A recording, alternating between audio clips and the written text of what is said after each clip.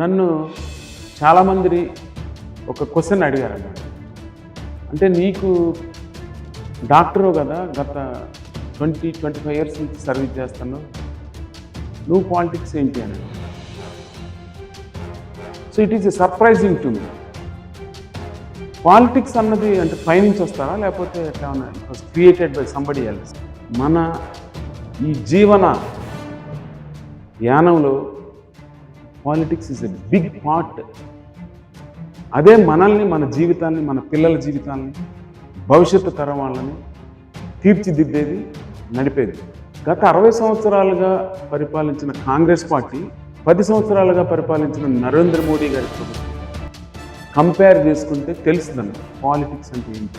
మనం స్ట్రక్ అయిన ఒక మిషన్లో పడి కాంగ్రెస్ గవర్నమెంట్ పరిపాలనలో స్ట్రక్ అయిపోయి అక్కడే ఆగిపోయింది. ఇప్పుడు ఆ 60 సంవత్సరాల అభివృద్ధి కూడా ఈ 10 ఇయర్స్లోనే మనం చూస్తాం, దాటిపోయింది. ప్రపంచంలోనే ఫాస్టెస్ట్ గ్రోయింగ్ కంట్రీగా ఇండియా ఉంది. ఇదంతా just because happen in 10 years.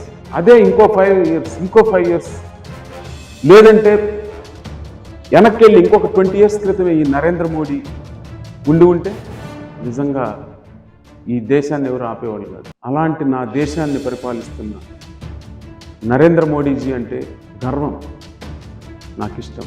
అందుకే మరలా మనం నరేంద్ర మోడీ లాంటి నాయకుడిని ఎన్నుకోవాలి. పాలిటిక్స్ అంటే నరేంద్ర మోడీ లాగా చేయాలి. హీఈస్ ద లీడర్, ఒక మోటివేటర్. అలాంటి వాళ్ళు ఉన్న ఈ రాజకీయాలు ఖచ్చితంగా మన దేశానికి ఆదర్శం, ప్రపంచానికి కూడా ఆదర్శం. ఒక యుగ పురుషుణ్ణి మనం ఇన్ని రోజుల తర్వాత కనుక్కున్నాం. యుగ పురుషుణ్ణి మరలా మనం గెలిపించాలి. Vote again.